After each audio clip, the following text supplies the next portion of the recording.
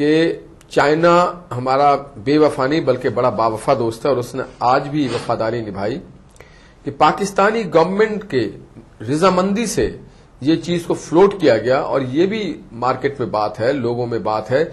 کہ ہندوستان، پاکستان اور امریکہ کی گورنمنٹ کی باہمی رضامندی سے پاکستان کی گورنمنٹ نے یہ کہا کہ آپ جماعت الدعوہ پہ پابندی لگا دیں۔ اس کی ایک جو بیک گراؤنڈ ہے، ایک وجہ شاید یہ بھی نظر آتی، میں 2005 میں جو زلزلہ ہوا اس میں میں خود بڑے علاقوں میں تیسرے چوتھے روز چلا گیا تھا، کشمیر کے علاقے میں، بالا کوٹ میں، مظفر آباد میں اور بہت دور دراز علاقوں میں۔ مجھے وہاں پہ یقیناً ایران کے کیمپس تو نظر آئے تھے، دیگر بین الاقوامی کیوبن کیمپس بھی مجھے نظر آئے بہت ساری جگہوں کے، مگر پاکستان کے اگر کوئی مؤثر اور مربوط کیمپ نظر آئے جنہوں نے زیادہ لفاظی نہیں کی، جنہوں نے زیادہ پروپوگیٹ نہیں کیا، جو جتنا بڑا میں نے کیمپ دیکھا اور جن کے لڑکے کندھوں پہ سامان رکھ کے پہاڑوں پہ چڑھتے تھے، جب ان سے ہم نے پوچھا، ان کی شکلوں سے پتہ چل رہا تھا کہ بارش اور بڑے خوبصورت لڑکے ہوا کرتے تھے، کہ آپ کون لوگ ہیں، کہاں سے آئے، تو انہوں نے سب نے یہ کہا کہ وہ جماعت الدعوہ کے لوگ ہیں۔ دیگر اور بھی تنظیموں نے کام کیا ہوگا، بعض لوگوں نے تو وہاں کشمیر میں اور بالا کوٹ میں اور دیگر جگہوں پہ جا کر کے جہاں بھی کوئی جگہ دیکھا وہاں جھنڈے گاڑ دیے اور اپنے پہاڑوں پہ چاکنگ کرتا شروع کر دیا اپنی قیادت کا نام لے کے۔ اور دیگر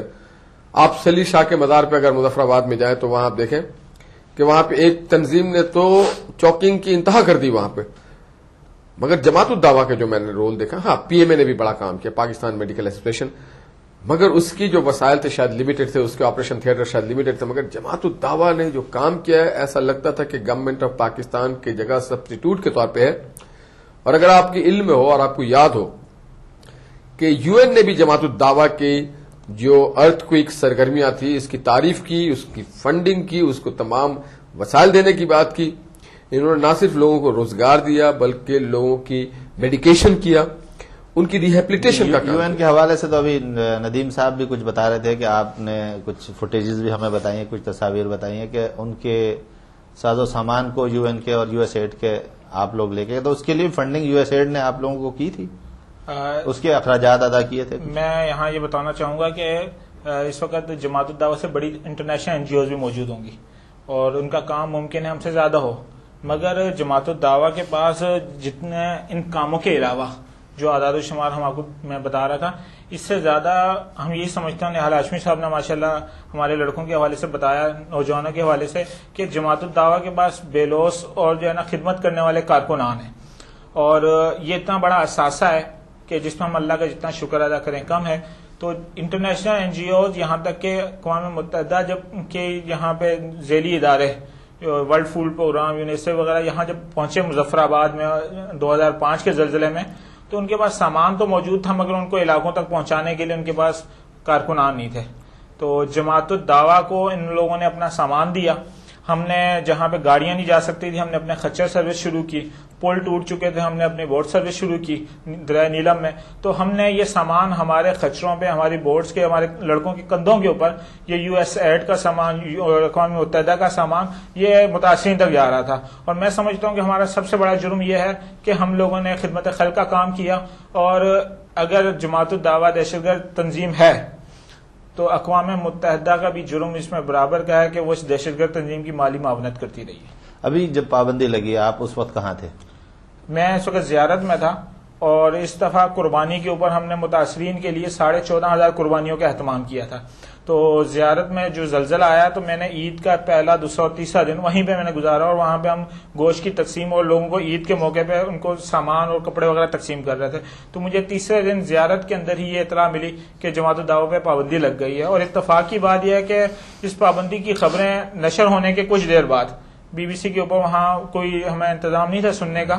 تو کچھ دیر بعد پولیس کی نگرانی میں جماعت الدعوہ کے کیمپ کے اوپر دھاوا بول دیا گیا، اور یہ عید کے چوتھے دن ہوا؟ یہ عید کے تیسرے دن رات تقریباً لیکن خبر تو کل آئی ہے کہ اس کو سیل کر دیا گیا ہے، تو پھر وہ کس چیز کو سیل کیا؟ وہ اصل میں خالی ٹینٹ رہ گئے ہیں، وہاں پہ انتظامیہ کی موجودگی میں سارا سامان لوٹ لیا گیا، وہاں پہ ہمارے لیپ ٹاپس تھے، امدادی سامان لوٹ لیا گیا، ہمارا تقریباً 3 کروڑ روپے تک کا امدادی سامان تھا وہاں موجود، کیونکہ ہمیں ڈی سی او نے وہاں زیارت کے 3 گاؤں مکمل طور پہ بنانے کے لیے ہمیں دیے تھے کہ یہاں پہ شیلٹر فراہم کرنا، تعلیمی اور میڈیکل کی سہولیات دینا، یہ آپ کی ذمہ داری ہے. ہم اس سے پہلے 1150 شیلٹر وہاں پہ بنا چکے تھے اور ان شیلٹرز کے لیے ہم لوگوں نے سامان وہاں منگوایا ہوا تھا. جستی چادریں تھی وہاں پہ، بستر تھے، باقی سارے خوراک وغیرہ تھی. اور عید کے موقع پہ ہم لوگوں نے جو سامان تقسیم کر چکے تھے، کچھ سامان وہاں پہ باقی ہمارے اس وقت آپ کو کوئی باضابطہ اطلاع دی گئی تھی کہ جماعت الدعوہ پر پابندی لگ رہی ہے؟ نہیں جی، ہم تو ریڈیو پہ خبر سننے سے ہمیں پتا چلا اور کچھ دیر کے بعد وہاں پہ ہمارے لڑکوں کو گرفتار کرنے کے لیے اور اس کو سیل کرنے کے لیے پولیس پہنچ گئی. اور اب ایک ہفتہ اس پر ابھی ہم مزید بات کریں گے، ایک چھوٹا سا وقفہ لیتے ہیں. ناظرین ہمارے ساتھ رہیے گا. ہم نے جماعت الدعوہ کے نمائندے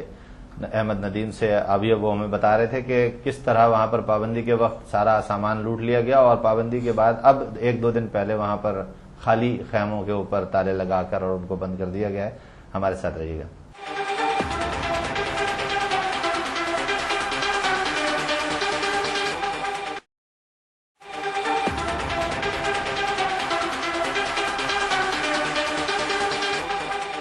ویلکم بیک ناظرین. پولیٹیکل ڈائلاگ میں ہم جماعت الدعوہ پر پابندی اور اس کے قانونی پہلوؤں کا اور اس حوالے سے نہال ہاشمی صاحب سے بھی گفتگو کر رہے تھے. لیکن احمد ندیم صاحب ابھی ہمیں جو بتا رہے تھے کہ وہاں جس وقت پابندی لگی اس وقت آپ بتا رہے ہیں کہ وہاں سے سامان لوٹ لیا گیا، اور لوگوں کا کیا رد عمل ہوتا تھا آپ لوگوں کے اس حوالے سے جب آپ کام کر رہے تھے؟ لوگ تو آپ لوگوں کے درمیان تھے. ہم لوگوں کے درمیان تھے. لوگوں کی محبتیں، لوگوں کی دعائیں ہمارے ساتھ تھی اور اسی کو ہم اپنا اثاثہ سمجھتے ہیں. وہاں پہ زیارت کے اندر ہم لوگوں نے کام کیا. لوگوں نے ہمارے کام کو سراہتے ہوئے عید کے دن ہمیں ہر دوسرا شخص ملتا تھا اور وہ یہ کہتا تھا کہ ہمارے گھر پہ دعوت ہے آپ کی.